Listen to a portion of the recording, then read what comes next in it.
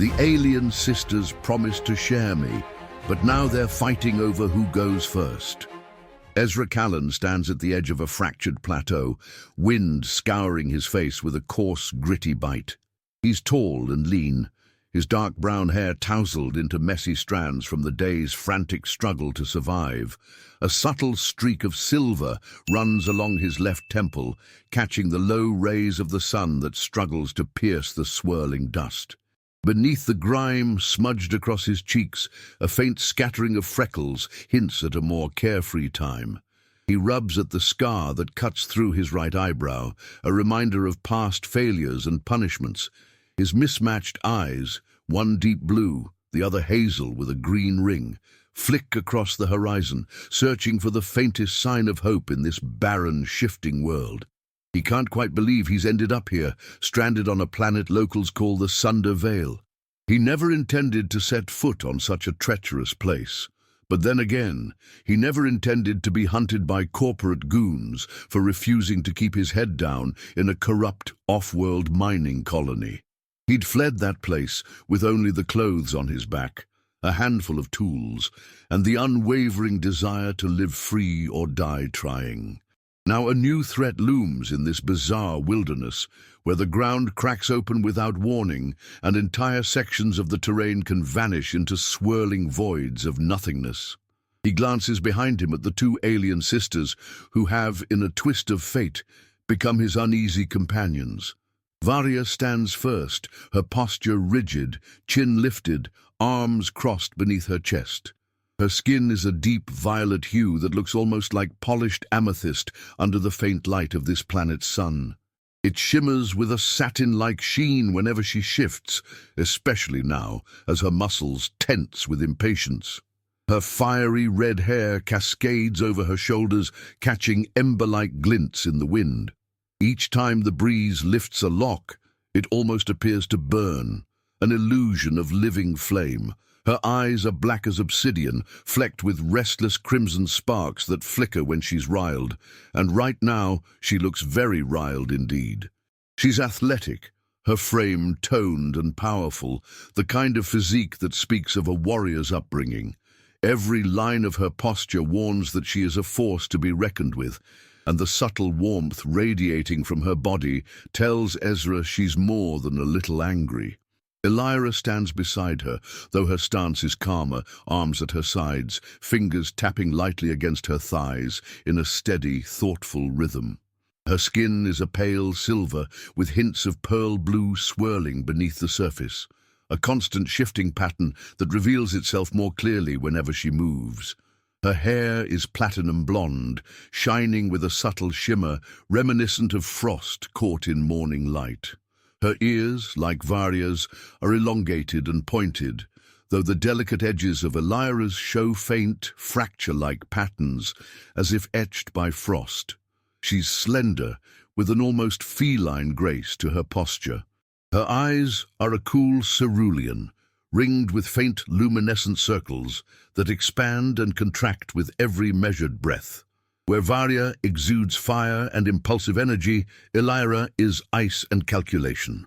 Her cool composure can seem distant, but there's a hint of something else behind those eyes, an intensity that only emerges when she's backed into a corner. The two sisters are exiles, so they've told him.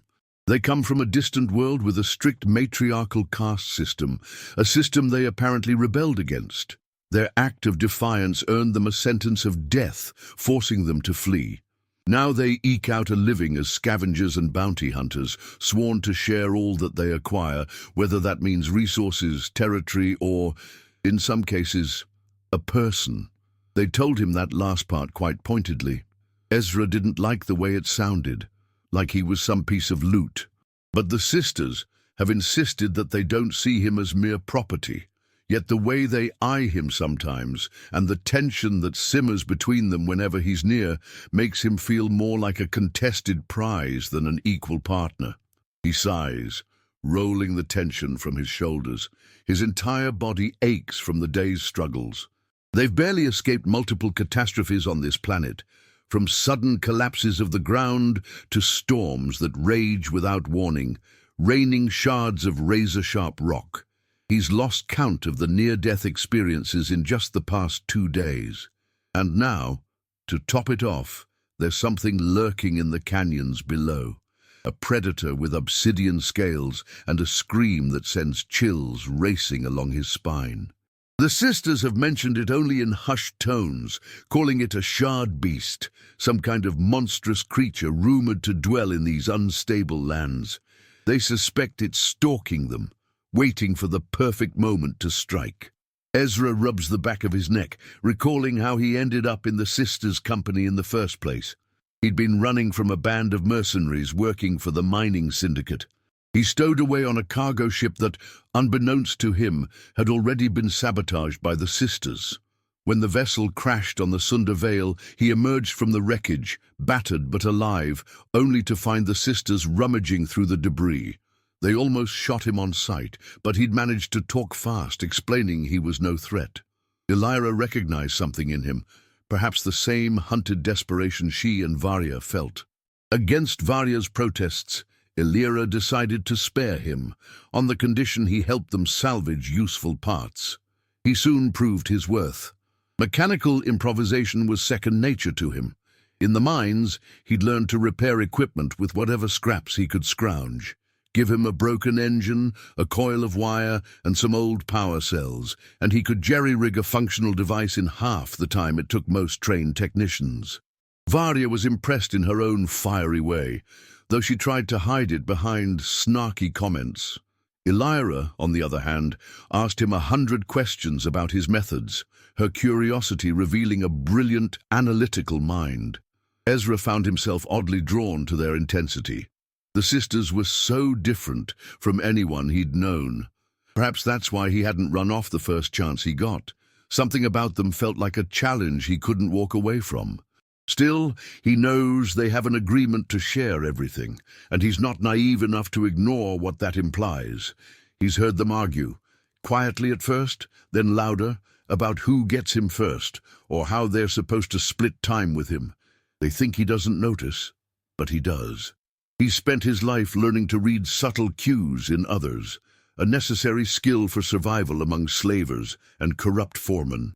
Varya's anger flares whenever Elira grows close to him, and Elira's eyes narrow with barely contained jealousy when Varya teases him. Yet he also sees the bond they share, the way they worry about each other's safety. Their vow to share might be the only thing that's kept them together through exile, but that same vow is now straining under the weight of their personal desires. A gust of wind whips across the plateau, carrying a mournful howl. Ezra braces himself as the ground trembles. A deep crack forms about a dozen paces away, splitting the stony surface with a groan. The planet seems to shift every hour, the terrain never fully stable. He curses under his breath and steps back from the fissure. Varya and Elira exchange glances, and Varya's lips twist into a frustrated sneer. "I'm sick of this place," she says, voice sharp and laced with impatience. "We need to find shelter before nightfall. The storms are worse in the dark." Elira nods. "There's a canyon system a few miles to the west. The scans from the crashed ship's instruments suggested a network of caves there. It might be safer underground." "Safer from the storms, maybe," Ezra says, testing the weight of a small improvised pack slung over his shoulder. "But the Shardbeast might be down there," Varya scoffs. "Let it come. I'm tired of skulking around. We kill it or it kills us. At least that would be a straightforward fight." Elira throws her sister a look that conveys a mixture of exasperation and concern. "We don't know its capabilities. We have limited resources. We should be cautious." Ezra speaks up, adjusting the strap of his pack. "We can handle it, but we need a plan. I can try to modify that broken energy rifle we salvaged. If we can get at least a couple of blasts out of it, we might stand a chance." Varya grunts, clearly impatient, but aware they do need a plan. "Fine. Let's move before another quake swallows us." They head west, navigating a craggy path that dips and rises, forcing them to leap over narrow ravines and skirt the edges of yawning chasms. The sky overhead shifts to a bruised purple, the sun dimming behind swirling clouds of dust and debris. Each step echoes across the broken stone, reminding them how alone they are on this planet of instability. Along the way, Ezra finds himself walking between the sisters, each on either side of him. It's an odd sensation, as if they're each trying to stake a claim on his attention. Varya occasionally places a hand on his shoulder or arm, her touch hot through the fabric of his jacket. Elira doesn't touch him as much, but he feels the chill of her presence near him, and whenever she does brush against him, it sends a different kind of shiver along his skin. They move quickly, the tension palpable. After an hour, they come upon a jagged entrance to a canyon. The walls tower high on either side, dotted with strange mineral formations that shimmer like insect wings in the waning light. A faint echo of rushing wind, or perhaps something else, reverberates from deeper within. They descend carefully, picking their way over rocks and broken slabs until they find a narrow crevice that opens into a small cave. Inside, the cave is surprisingly spacious, the walls glistening with lines of mineral that catch the faint light from outside. Ezra sets down his pack and begins rummaging through its contents. He pulls out the battered energy rifle, a coil of wire, and a handful of power cells. Varya paces at the entrance, arms crossed, eyes scanning for threats. Elira kneels beside Ezra, her cool fingers brushing against his as she helps him lay out the components. He notices how focused Elira becomes, her pale cerulean eyes narrowing as she examines the rifle's broken emitter. "This design is old," she murmurs, "but if you reroute the power feed through a secondary coil, you might get 1 or 2 shots before it burns out." He nods, impressed by her technical insight. "That's exactly what I was thinking. Here, pass me the wire." He takes the coil from her, feeling a jolt when their fingers touch. She doesn't pull away immediately, and for a moment their gazes lock. There's a flicker of unspoken tension, not just sexual, but an unsteady alliance built on necessity, and something deeper that neither can fully articulate. Varya clears her throat from the cave entrance. "You two done flirting with scraps of metal? We don't have all night." Elira's expression cools, and she breaks eye contact. "We're almost finished." Ezra swallows the retort on his tongue. He's already learned that provoking Varya's temper rarely ends well. He focuses on the rifle, carefully splicing wires and securing them with improvised clamps. Once finished, he holds it up. "I can't guarantee this'll work more than once or twice. We should save it for when we really need it." Varya nods, stepping closer, her violet skin catching the dim light in a subtle sheen. "Let's hope that time doesn't come too soon." She glances at the mouth of the cave, where night is fast approaching. "We'll take turns standing guard. I'll go first." Elira stands, brushing dust from her knees. "I'll keep watch with you. Ezra should rest." Ezra wants to argue that he's fine, that he can handle a shift, but exhaustion weighs heavily on him. His limbs ache and his eyes burn from hours of stress. So he nods and settles against the smoothest section of the cave wall he can find, trying to make himself comfortable. He can hear the sisters murmuring at the entrance, their voices too low for him to catch every word. He picks up a few phrases, something about territory, about promises. He wonders if they're talking about him. Probably, but there's little he can do about it now. He closes his eyes, trying to trust them enough to sleep. In the darkness behind his eyelids, he remembers the day he earned his scar. He'd been just 19, on the run after sabotaging a piece of mining equipment to protect a friend from an abusive foreman. They caught him and made an example of him in front of everyone, slicing a blade across his brow. He remembers the taste of blood, the scorching heat of shame. Ever since, he's struggled to trust, to let anyone close. Yet here he is, risking his life in the company of 2 alien exiles who want to share him. It's ironic. He exhales, letting fatigue claim him. He awakens to the sound of raised voices. The cave is almost pitch black, except for faint ribbons of silverish luminescence from the mineral veins in the walls. The sisters are arguing in harsh whispers near the entrance. Ezra pushes himself up, wincing at the stiffness in his joints, and moves closer to hear. "I thought we agreed to share," Varya hisses. "You're always hovering near him, giving him that gentle look of yours. It's manipulative." Elira's voice is calm but tense. "Don't accuse me of manipulation. You're the one cornering him with your intense stares and sudden touches.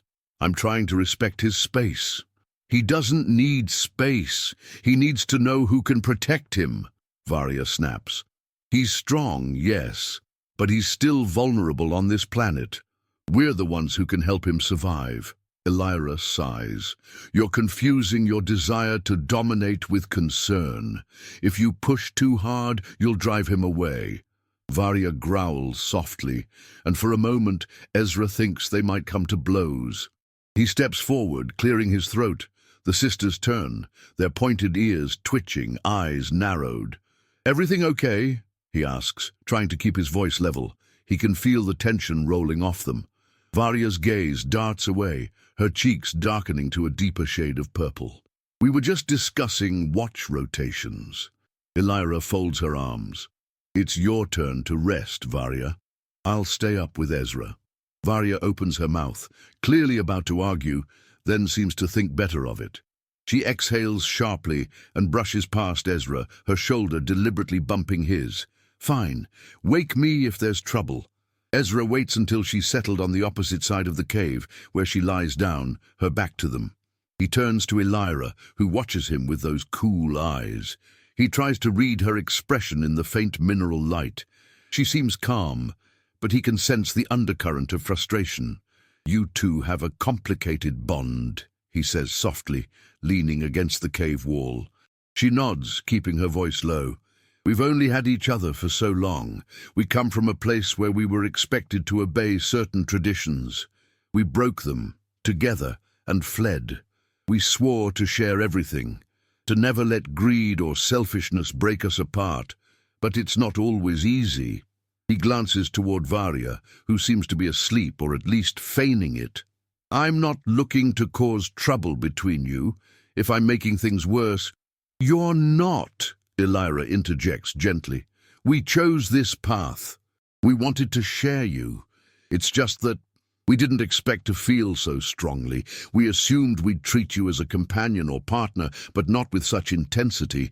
Now we're both attached." Ezra's stomach knots. He's not sure how to respond. He can't deny the pull he feels toward them both. They each stir something in him that he hasn't felt in a long time, if ever. But he's also wary. He spent so much of his life being used, forced into labor, or threatened. He doesn't want to be an object of contention. He clears his throat. "I get it. I'm just asking for honesty and respect. I've spent too long being someone else's property." Elira's eyes soften, the rings within them pulsing with a faint radiance. "You're not property, I promise you that, and I suspect Varya feels the same, even if she doesn't say it as gently." Ezra offers a faint smile. "Thanks." He changes the subject, gesturing to the darkness outside. "You think that Shardbeast is still out there?" Elira nods, her gaze drifting toward the cave entrance. "I can feel it, in a way. A presence nearby. It's waiting. But I don't think it'll strike yet. Not while we're holed up here." Ezra settles beside her, and for a moment they share a quiet companionship, watching the shadows dance across the walls. He finds the courage to place a hand on her forearm, feeling the coolness of her skin, like brushed metal on a chilly morning. She doesn't pull away. Instead, she places her other hand over his, a gentle acceptance of his touch. The moment is intimate, almost fragile, as if the tension between them could shatter or transform into something deeper. After a time, he notices Elira's gaze flicking to his scar. Her cool fingers reach up, lightly tracing the raised line across his eyebrow. "Does it still hurt?" "Sometimes," he admits. "Mostly, I just remember how I got it. The shame of being punished in front of everyone." Elira's voice is quiet, tinged with sympathy. "Where we come from, scars are marks of bravery. You endured pain and survived. That's something to respect. He exhales, letting the comfort of her words settle into him. I never thought of it that way. She shifts closer, leaning in until their foreheads almost touch. Maybe you should. Their breaths mingle, and the air seems charged with potential. He's tempted to close that small distance, to press his lips to hers. He can feel her waiting, uncertain but curious. His heart pounds in his chest. Slowly he leans in until their lips meet in a gentle, tentative kiss. It's soft at first, exploratory, a delicate merging of warmth and coolness. Then her hand slides up to cradle his cheek, and the kiss deepens. Her lips part slightly, and he tastes her breath, faintly sweet like the first hint of dew before dawn. He loses himself in that sensation, the quiet, unspoken desire between them. A stirring behind them breaks the moment. Varya's voice cuts through the darkness, sharp and accusatory. Could you two be any louder? Ezra and Elira break apart. He turns to see Varya sitting up, arms folded over her chest.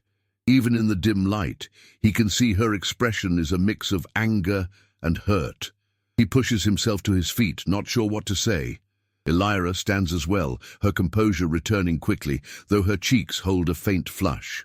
Varya strides forward, heat rolling off her in waves. I'm tired of being the afterthought. We promised to share him, remember? Elira stiffens. We weren't excluding you. You were asleep. Varya's eyes narrow, crimson sparks dancing in her obsidian irises. Sure, convenient. Ezra steps between them, hands raised. Hey, calm down. It's not a competition. Varya scoffs. Isn't it? Feels like one to me. He can see the hurt behind her fiery gaze. She's not just angry, she's afraid. Afraid of losing her sister, losing the tenuous connection they share, or being cast aside. He hesitates, then places a hand gently on her shoulder. Her skin is indeed warmer, almost feverish to the touch. She flinches at first, but doesn't pull away. Look, he says softly, meeting her eyes. I'm not here to take sides. I'm trying to figure this out, just like you two. Her jaw sets. She looks like she wants to say something scathing, but then her gaze flicks to Elira and something shifts in her posture. She sighs and lifts her hands, pressing her palms to her eyes. This is all so confusing. Elira's expression softens. We've never been in this situation before. We've never shared someone we both actually wanted in more than a physical way. Ezra feels a twinge in his chest. There's a raw vulnerability here he hadn't expected from these fierce alien sisters. Slowly, he steps closer to Varya, letting his hand slide from her shoulder to the back of her neck. He can feel the tension in her muscles, the trembling of suppressed emotion. Gently, he leans in and presses a soft kiss to her temple. She stiffens, then relaxes slightly, exhaling a shaky breath. She turns her face toward him, and he can see the conflict in her eyes. Anger, desire, fear. Then abruptly, she pulls him closer, capturing his lips in a kiss that's far more urgent than the one he shared with Elira. Her lips press against his with a force that almost knocks him off balance. There's a surge of heat, her hands gripping his shoulders. It's as if she's pouring all her pent-up frustration and need into that moment. He responds cautiously at first, then with increasing fervor, matching her passion with his own. Behind them, Elira watches, her face carefully expressionless, though her eyes betray a swirl of emotions. Varya breaks the kiss, her breath ragged, cheeks flushed a deeper shade of purple. She glances at her sister, and for a moment, no one speaks. The cave fills with the sound of their breathing and the distant whistle of wind outside. Elira steps forward, her posture hesitant, as though she's not sure she's welcome. But Varya surprises Ezra by extending her hand, inviting Elira to join them. The tension between the sisters is palpable, but there's also a fragile understanding forming.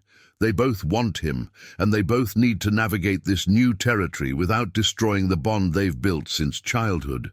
Ezra finds himself caught in the middle, heart pounding. He's overwhelmed by the intensity of their emotions, the raw energy swirling around them, Part of him wants to run, to avoid the complications that come with caring for two fierce, exiled aliens. But another part of him, a larger part, craves the connection, the sense of belonging that's been absent from his life for so long. He finds himself reaching out, one hand to Varya, the other to Elira. They each take his hand, their gazes locked on him. There's no more words. In that moment, they understand something fundamental. They need each other in ways they can't yet articulate. A distant roar echoes through the canyon, and all three of them tense. The Shardbeast, perhaps.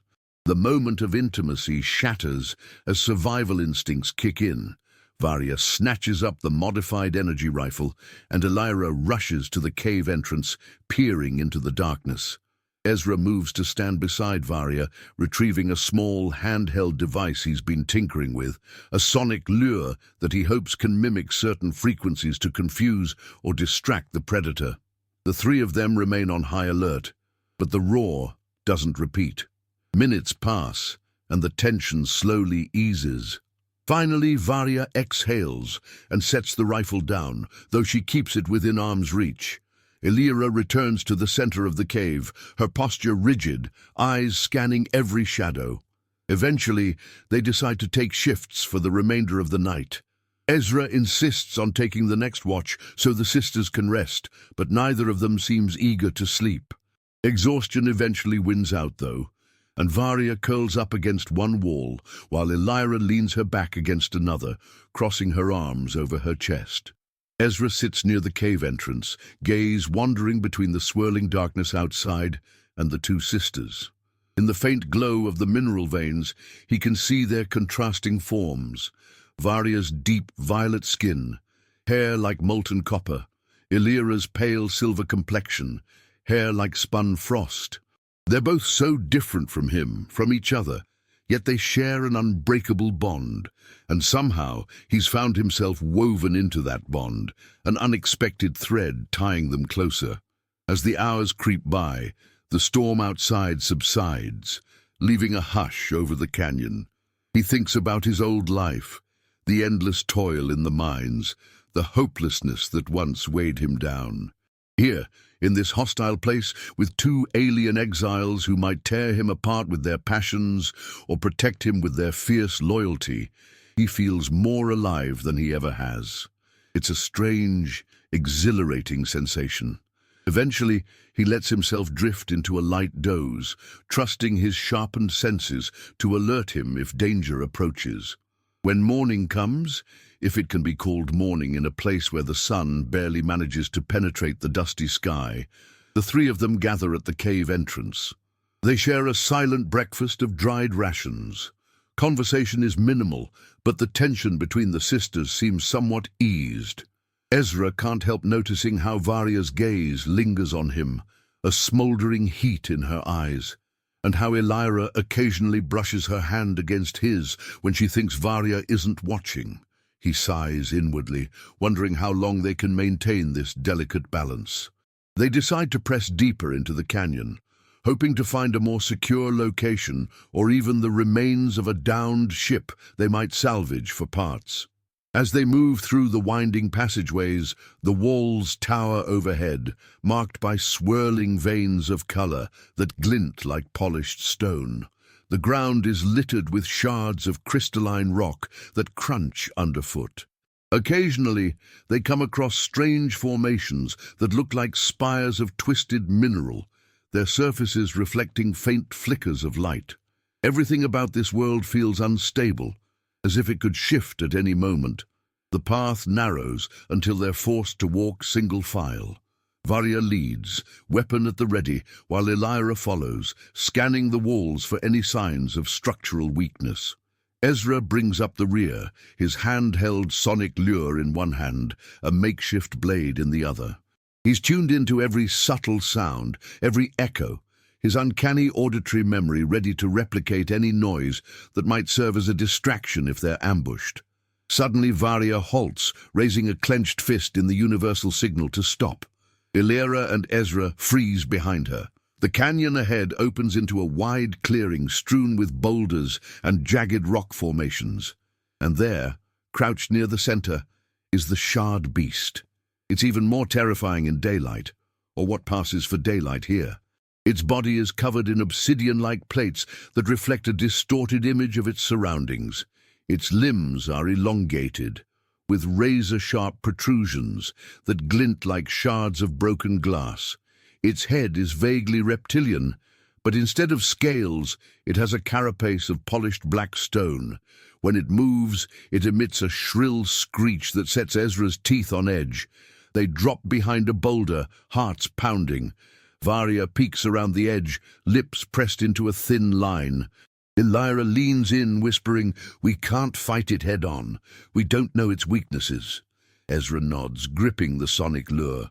"I can try to distract it with sound, maybe lure it away so we can sneak past or find a vantage point." Varya's jaw tightens. "Or we kill it." Elira's eyes narrow. "That's risky. If we fail, we die. And we don't know if it's the only one." Ezra glances at them both. It might be guarding something. Territory or offspring. Creatures like this don't usually roam aimlessly. "We need to be careful." Varya's frustration is evident, but she concedes. "Fine, we'll try your plan first, but if it turns on us, I'm not holding back." They carefully retreat a few steps, and Ezra readies the sonic lure. He closes his eyes, recalling the screech the Shardbeast emitted when it first spotted them. Thanks to his near-perfect auditory memory, he can reproduce the frequency. He fiddles with the lure, adjusting its settings, then presses a small button. A distorted, high-pitched cry echoes through the canyon, bouncing off the walls. Immediately, the Shardbeast lifts its head, its reflective eyes scanning the terrain. Ezra adjusts the lure again, letting out another series of calls. The Shardbeast cocks its head, then begins moving in the direction of the sound. They inch back, keeping out of sight behind the boulders. Once the creature has moved far enough from the clearing, they skirt around the opposite edge, hearts pounding, hoping it won't catch sight of them. They make it to the far side of the clearing without incident, though the tension is suffocating. Every scrape of their boots on stone feels like it could betray them. Once they're safely in another passage, Varya breathes a sigh of relief, her posture relaxing slightly. Elira meets Ezra's gaze, her eyes full of admiration. He feels a flutter in his chest, but then Varya steps close, placing a hand on his shoulder, her warmth searing through his jacket. "Good job," she murmurs, her tone begrudging but sincere. "We might make it out of here yet." They continue deeper into the canyon, eventually finding a series of caves connected by narrow tunnels. The sisters work together, scanning for structural integrity, while Ezra checks for any potential salvage. In one cave, they discover remnants of a small vessel that must have crashed here long ago. Most of it is rusted or corroded by the planet's harsh conditions, but Ezra manages to scavenge a few components that might be useful in stabilizing their own escape plan, if they can ever find a functional ship or build a transmitter to signal for help. They set up camp in a cavern that has multiple exits, giving them options if the Shardbeast appears. The cavern's walls are smoother than the previous cave, with a faint shimmer reminiscent of quartz under candlelight. A series of stalactite-like formations hang from the ceiling, dripping condensation into small pools. It's marginally more comfortable than the open canyon, and they're all exhausted. As they settle in, the sisters gather around Ezra while he examines the salvaged parts. He's confident he can jury-rig a makeshift power generator that might give them enough juice to activate a distress beacon, if they can find the right frequency. But it will take time and effort. While he works, the sisters busy themselves with other tasks. Varya inspects her gear, sharpening a curved blade made of an alien alloy. Elira cleans the battered energy rifle, carefully checking the connections Ezra repaired. Eventually they regroup, sharing a meager meal of rations. The silence that follows is heavy with unspoken thoughts. Ezra finally breaks it, setting aside a power cell. "So what's our plan? Keep wandering until we find another wreck or a path out of here? Or do we try to face the Shardbeast head-on and hope we can kill it?" Elira runs a hand through her shimmering hair. Facing it seems reckless. This planet is unstable, and there might be more than one of those creatures. Varya shrugs. It's a risk either way. We don't even know if there's a real path out of this canyon network. Ezra contemplates the generator parts spread out in front of him. If I can get this working, maybe we can send a signal. But we'd need a decent vantage point, a place where the interference from the planet's magnetic anomalies is weaker.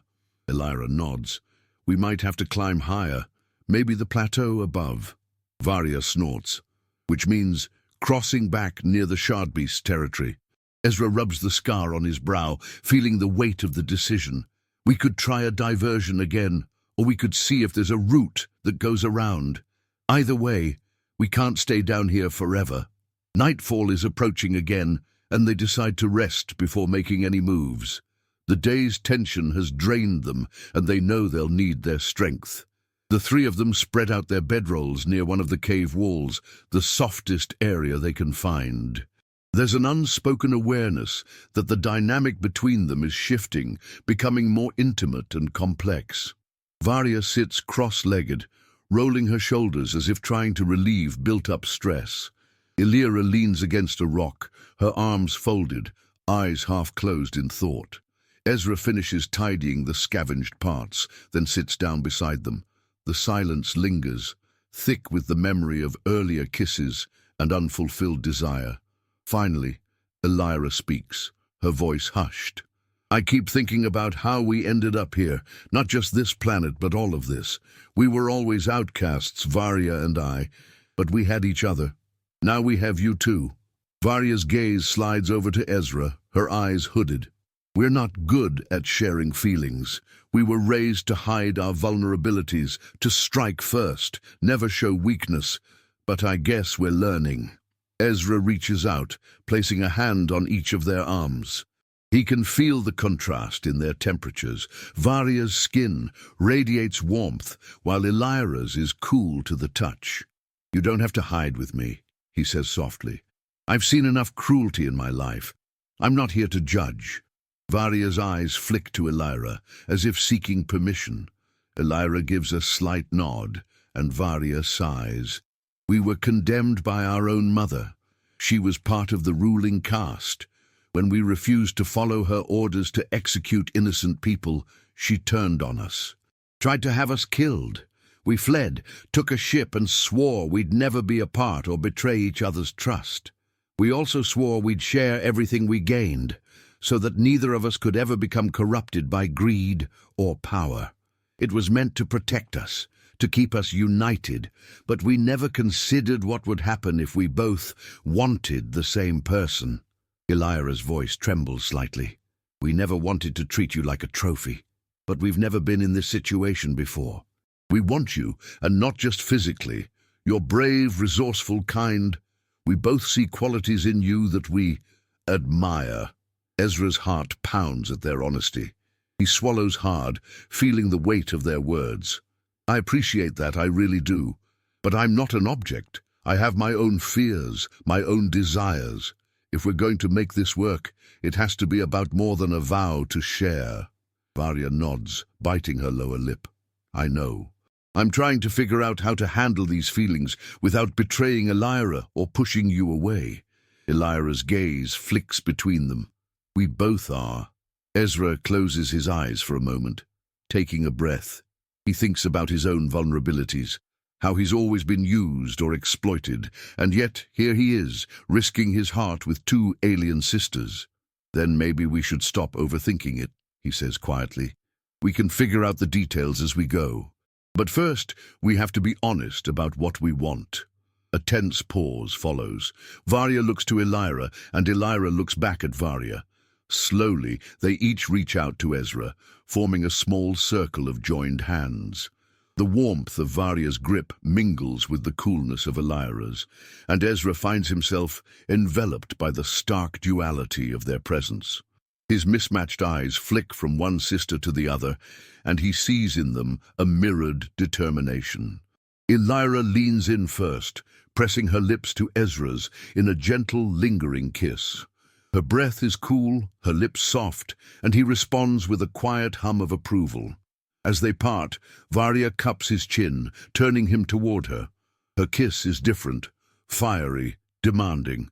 He can't help the surge of desire that floods him as her warmth intensifies, her fingers curling against the back of his neck.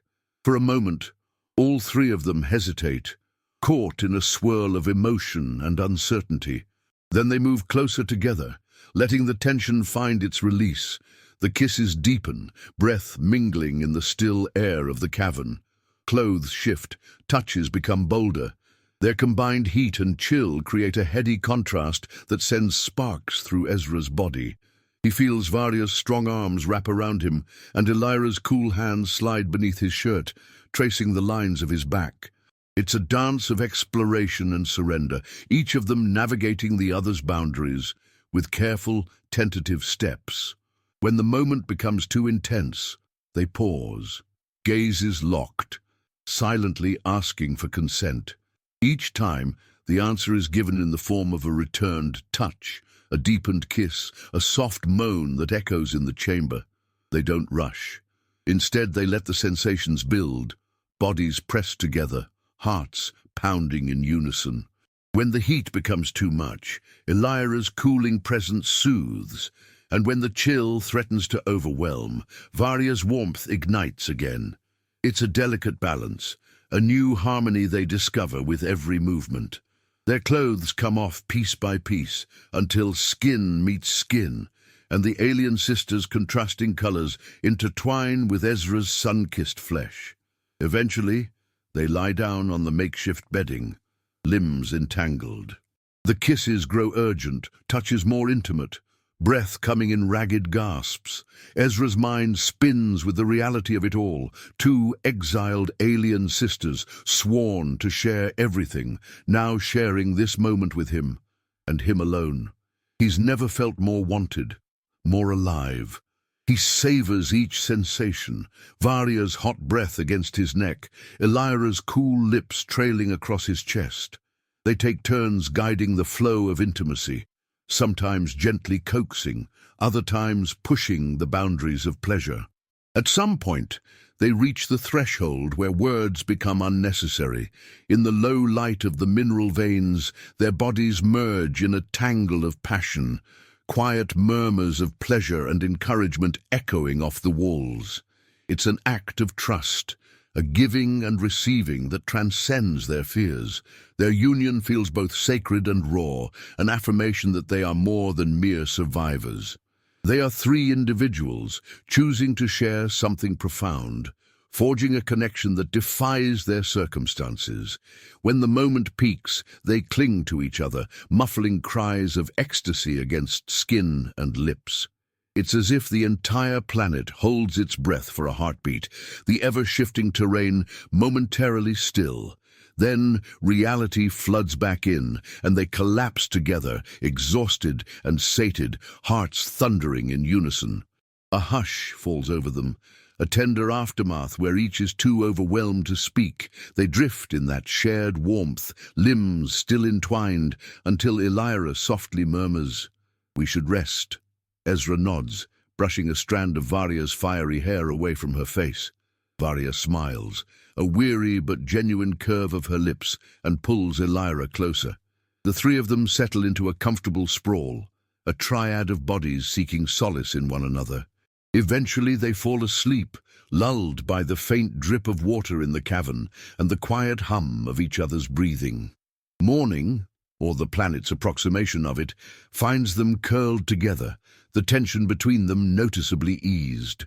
The reality of their predicament remains, but now there's a shared intimacy that binds them in a new way. As they wake, exchanging soft smiles and gentle touches, they know something fundamental has shifted. They've passed a threshold, and there's no going back to the guarded distance of before. Over a quick breakfast, they discuss their next move. The plan: climb to a higher vantage point, see if they can get a signal out, and if not, scout for an escape route. The Shardbeast is still a threat, but they suspect it's guarding a nest somewhere below. They debate whether to confront it directly or attempt to bypass it again. They gather their gear, and Ezra works on his makeshift power generator. He straps it into a small pack, wires poking out in every direction. Varya and Elira each carry weapons, Varya with the energy rifle, now partially functional, and Elira with the curved blade, though she'd prefer a ranged option if they had one. Their dynamic feels more cohesive now. There's less bickering and more silent understanding, as if the intimacy they shared has aligned them on a deeper level. They begin their ascent, climbing a winding path that leads to the upper reaches of the canyon. The walls here are smoother, though riddled with cracks. Occasionally, they have to wedge their fingers into narrow crevices and pull themselves up, carefully testing each foothold. Loose rocks tumble away with alarming frequency, and the echo of their clattering makes them all wary. The planet's instability means any sudden shift could send them plummeting. About halfway up, they reach a ledge wide enough to stand on. Below them, the canyon stretches out in a maze of jagged rocks and dark tunnels. They pause to catch their breath, scanning the horizon. Ezra sets down the generator, fiddling with wires and connectors. Varya keeps watch, eyes peeled for any movement, while Elira helps Ezra adjust the device. He connects a small makeshift antenna, a series of thin metal rods he salvaged from the wreckage, then flips a switch. The generator hums softly, threads of energy dancing across exposed circuits. A faint crackle emanates from a small speaker he's rigged as a frequency monitor. He cycles through various channels, hoping to find one that isn't scrambled by the planet's magnetic anomalies. Minutes pass, nothing but static. He frowns, adjusts a few dials, tries again, still nothing. A wave of frustration surges in his chest. He glances at Elira, who offers a sympathetic shrug. This planet's interference might be stronger than we thought. Varya tenses, her gaze locked on something in the distance. I see movement. Ezra and Elira follow her line of sight. Far below, a dark shape slinks across the canyon floor, heading in their direction. It's the Shardbeast, obsidian plates catching the dim light, limbs moving with unsettling fluidity. Even from this distance, they can sense its power. Maybe it heard the generator, Elira says, her voice taut. Varya grips the energy rifle. If it comes up here, we make a stand. I'm not running anymore. Ezra sighs. We could try to lead it away again, but we're on a ledge. We don't have much room to maneuver. Elira shakes her head. This might be our only chance. If we kill it, we can move freely without worrying about being hunted. If we fail, at least we die on our own terms. A grim determination settles over them. Ezra double-checks the generator, setting it to emit a low-frequency pulse that might confuse the creature's senses. Varya braces the rifle against her shoulder, taking aim at the canyon below. Elira crouches beside her, blade ready, scanning for any signs the beast is climbing. The Shardbeast circles near the base of the cliff, sniffing at the air, its reflective eyes narrowing as it emits a shrill, piercing cry. Ezra's pulse quickens. He can feel the adrenaline coursing through his veins. He glances at Varya and Elira, seeing the same tension in their stances. This is the moment that will test them, both as individuals and as a team. Suddenly, the creature leaps onto a rocky outcrop, scaling the canyon wall with alarming speed. Varya fires a blast from the rifle. A searing bolt of energy streaks through the air, striking the Shardbeast's side. It screeches in pain, shards of its obsidian plating chipping away. But it doesn't fall. Instead, it clings to the wall, glaring up at them with newfound fury. Elira hisses under her breath. It's still coming! Ezra grabs the sonic lure from his belt. He reproduces the Shardbeast's own screech, hoping to disorient it. The creature pauses, head twitching as it hears the echo of its cry. For a moment it seems confused, its limbs scraping against the rock face. Varya takes the opportunity to fire again, but the rifle fizzles out with a sputter of sparks. The improvised repairs have reached their limit. Damn it! She curses, tossing the now useless weapon aside. Elira, get ready! Elira grips her blade, eyes narrowing. Ezra adjusts the lure, blasting another mimic of the Shardbeast's cry. The beast shakes its head violently, then continues its ascent, faster this time. It's barely 20 feet below them, its eyes gleaming with lethal intent. Ezra's mind races. They can't let it reach the ledge, or they'll be pinned. He gestures frantically at Varya. "Distract it! I'll try something else!" Varya roars, pounding her fist against her chest to draw the creature's attention. The Shardbeast focuses on her, letting out a deafening shriek in response. Meanwhile, Ezra rummages in his pack for anything that could help. He finds a small spool of high-tensile wire, originally intended for repairs. An idea forms in his mind. He turns to Elira. "Help me anchor this." She nods, quickly helping him secure one end of the wire to a sturdy outcrop of rock. They stretch the wire across the path where the Shardbeast is likely to climb, forming a makeshift tripline at an angle. It's a desperate plan, hoping the beast's momentum will cause it to impale itself, or at least get tangled. The Shardbeast lunges upward, its claws digging into the ledge. Varya meets it with a savage cry, slamming the butt of the broken rifle into its face. The blow cracks one of its obsidian eye plates, and it screeches, rearing back. Elira moves in, blade flashing. She slashes at its limb, and a chunk of plating breaks away, revealing a softer, flesh-like interior that oozes a dark fluid. The creature shrieks again, thrashing violently. One of its flailing limbs strikes Elira, sending her sprawling against the rock. Varya lunges to protect her sister, but the beast surges forward, jaws snapping. Ezra yells, trying to draw it toward the wire. He uses the lure again, blasting a cacophony of screeches. The Shardbeast's head whips around, confusion flickering in its eyes. It lunges in Ezra's direction, stepping onto the wire. For a moment, everything seems to happen in slow motion. The Shardbeast's front limb catches the wire, the tension pulling it taut. With a sickening crack, the wire slices into the creature's plating, lodging into the softer tissue beneath. The beast howls in agony, thrashing to free itself. The wire snaps from the sheer force, but the damage is done. Its balance falters, and it tumbles off the ledge, crashing onto a lower outcrop with a deafening impact. Varya wastes no time. She leaps after it, bracing herself on a jutting rock. She lifts a large chunk of broken stone, her muscles straining, and slams it down on the beast's already damaged head. A second blow, then a third. The creature twitches, letting out a final keening wail before its obsidian eyes go dull. Silence descends, broken only by Varya's ragged breathing. She stands there, chest heaving, staring down at the slain predator. Elira staggers to her feet, a hand pressed to her side, where a dark bruise is already forming. Ezra rushes to her, steadying her. She offers him a faint, grateful smile, though her eyes remain fixed on Varya. Varya finally drops the stone, letting it clatter down the ledge. She looks up, meeting her sister's gaze, then Ezra's. A triumphant grin spreads across her face, tinged with relief. "It's dead," she announces, as if she can't quite believe it. Ezra and Elira carefully climb down to join her, picking their way along the rocky outcrop. They stand together, looking at the fallen Shardbeast, its obsidian plating cracked and broken. The finality of its demise feels surreal. A creature that had haunted them since they arrived here is now lifeless at their feet. They embrace, a spontaneous gesture of shared victory.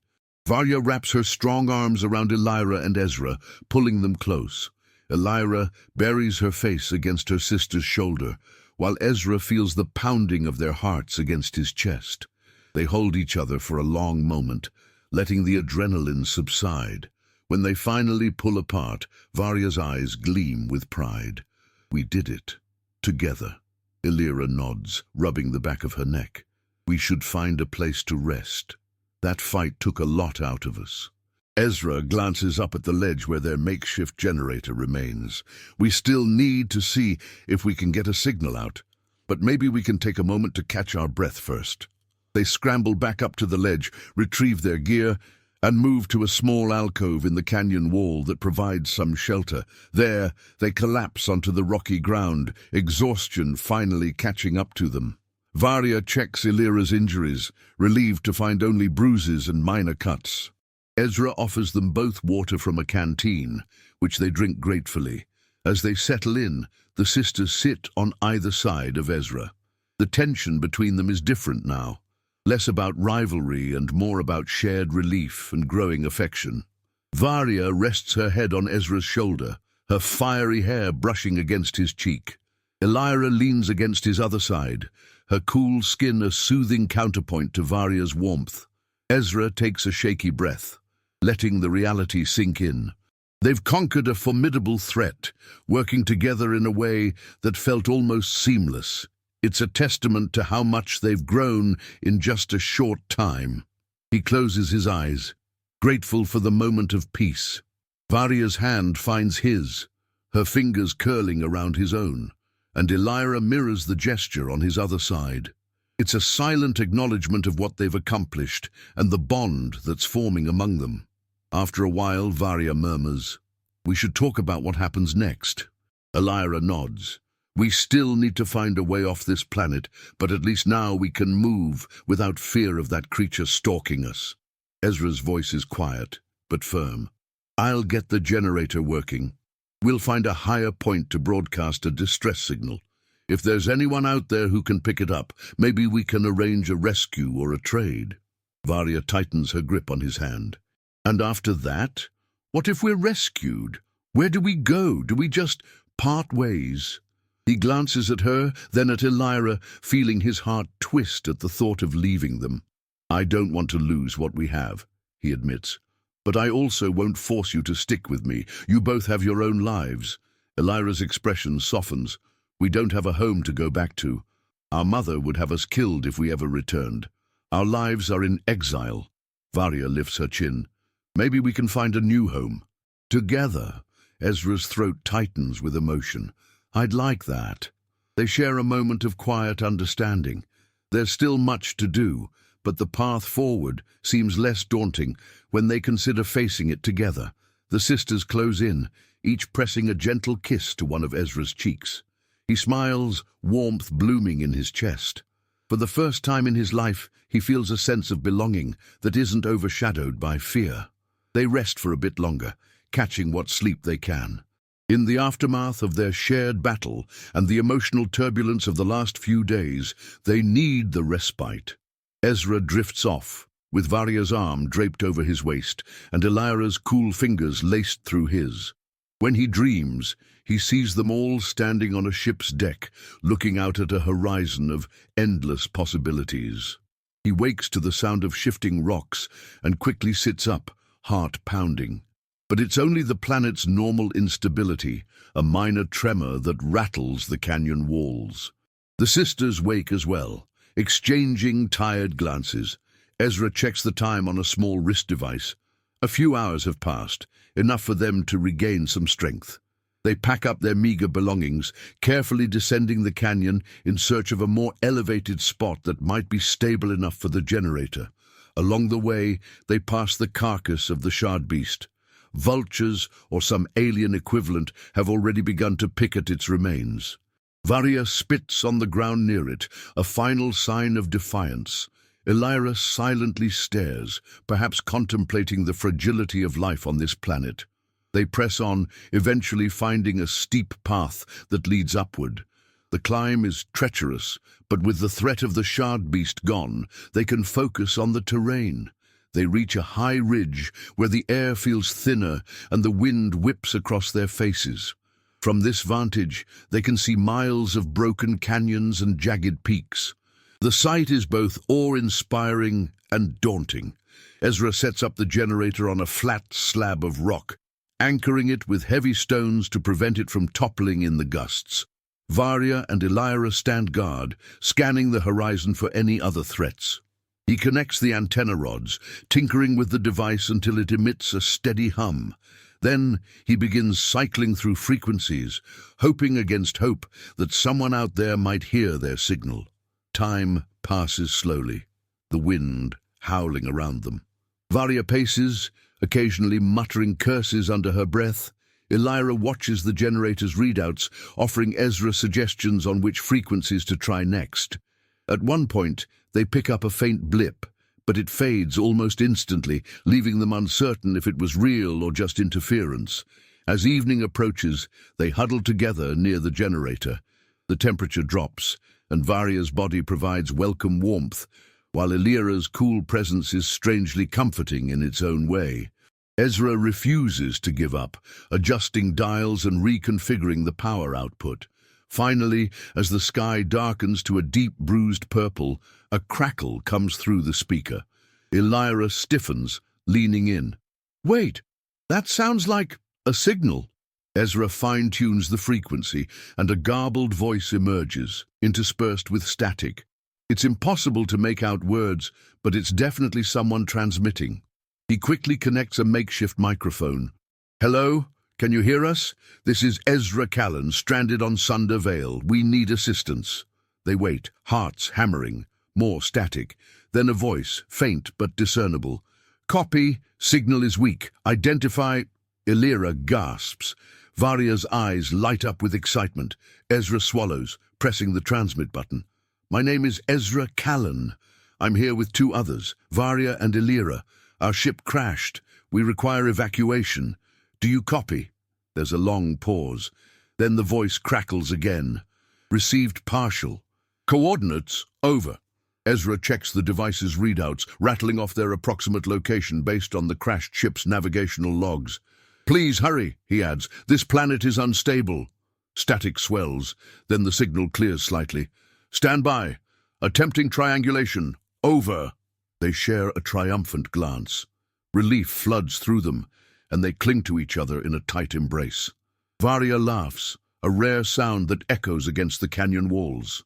Elira closes her eyes, exhaling shakily. Ezra keeps the microphone close, waiting for further instructions. Eventually, the voice returns. "We have your position. ETA in 20 hours. Stand by. We will attempt approach if the terrain permits. Over." Ezra almost can't believe it. 20 hours, and they might be off this godforsaken planet. He thanks the voice on the other end, then sets the generator to maintain the signal. As the transmission ends, he turns to the sisters. They look back at him with a mix of hope and apprehension. Elira touches his arm. "We have a chance to leave." Varya nods, a small smile tugging at her lips. And after that, Ezra meets their gazes, feeling a surge of emotion. "We figure it out together." They descend from the ridge, searching for a safer place to wait out the next 20 hours. They find a sheltered alcove in the cliff face, where they set up a small camp. The mood is lighter, the possibility of rescue hanging in the air like a promise. Varya and Elira sit close to Ezra, occasionally exchanging shy smiles that hint at a new sense of unity. As darkness falls, they share a quiet meal. Varya leans her head on Ezra's shoulder, while Elira sits across from them, her eyes reflecting the faint glimmer of starlight. A gentle warmth settles over the group, a feeling of belonging that none of them have known before. They talk in hushed tones about the future. Perhaps they'll find a quiet planet to settle on, or maybe they'll continue traveling, earning a living on their own terms. Eventually, talk drifts to more personal matters. Varya admits she's scared of what happens when they're no longer bound by survival. Elira confesses she worries that she's too cold, too analytical, that Ezra will tire of her. Ezra, in turn, shares his lingering fear of being enslaved or used.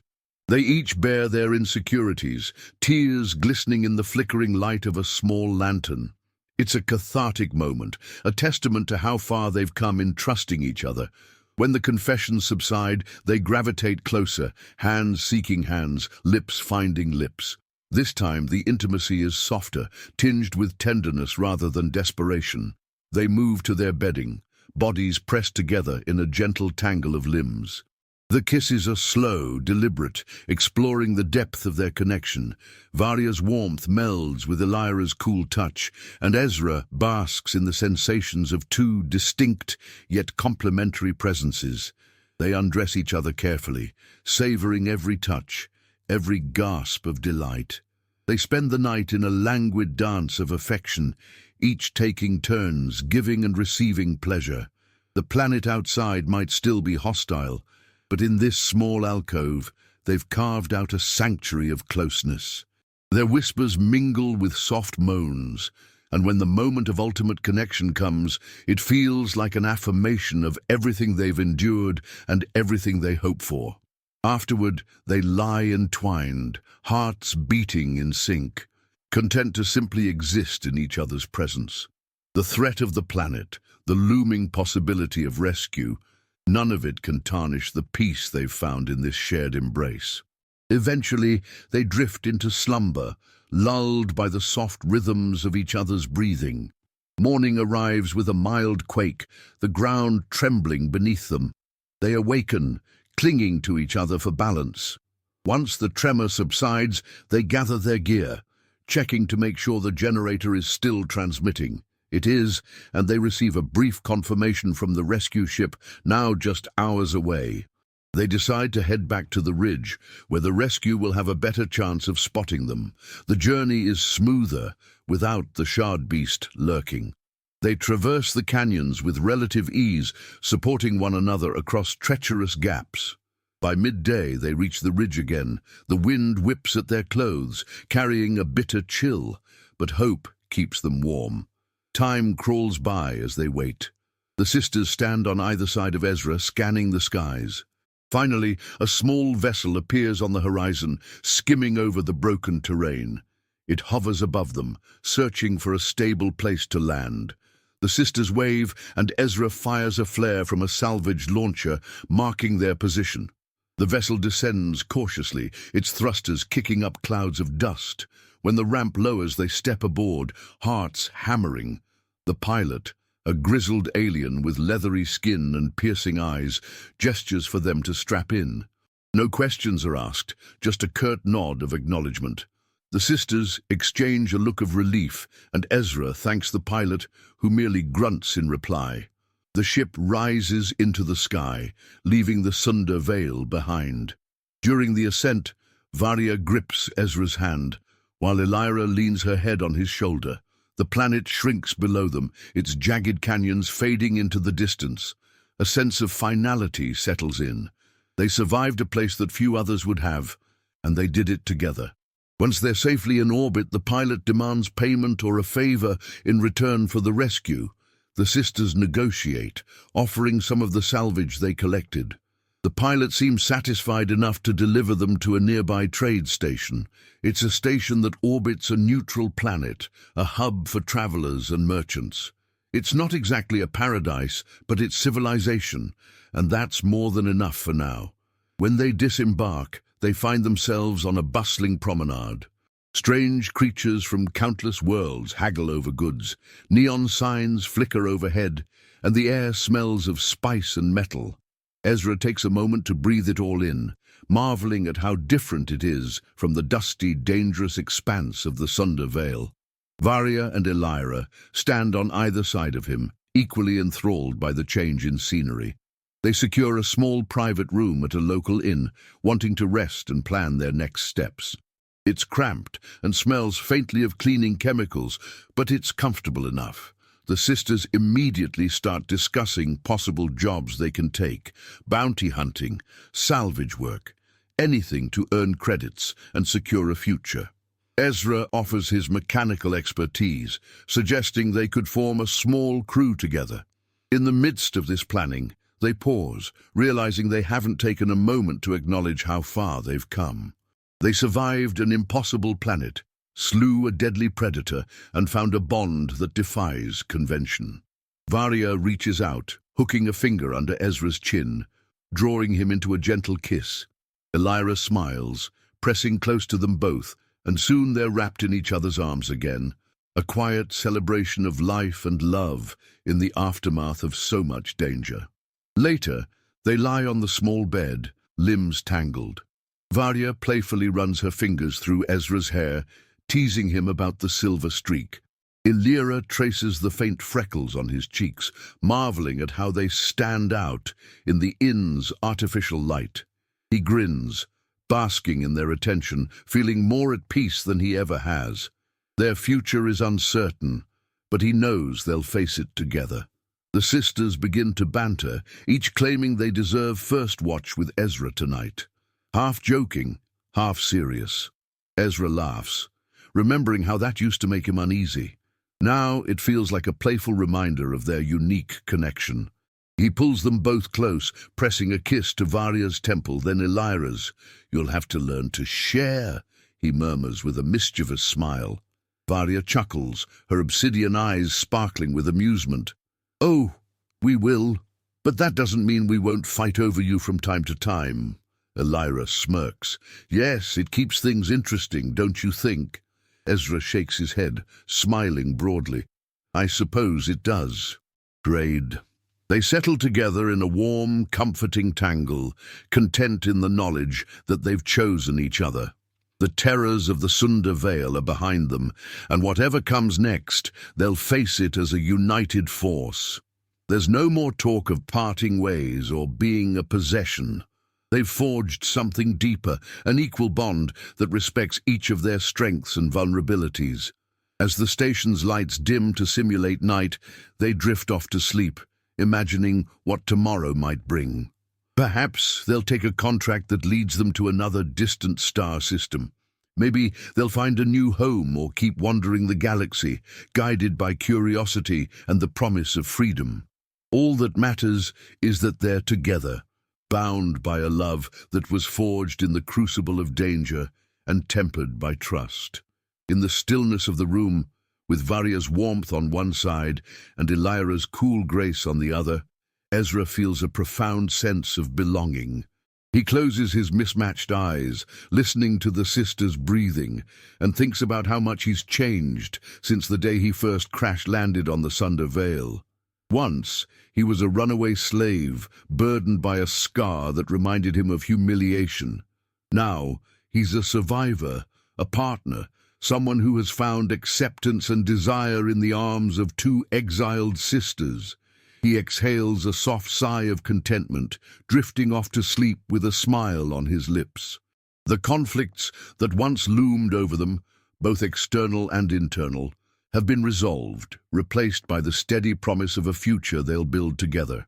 And as they rest, the final echoes of their journey through the Sunder Veil fade into memory, leaving only the radiant certainty of their shared bond.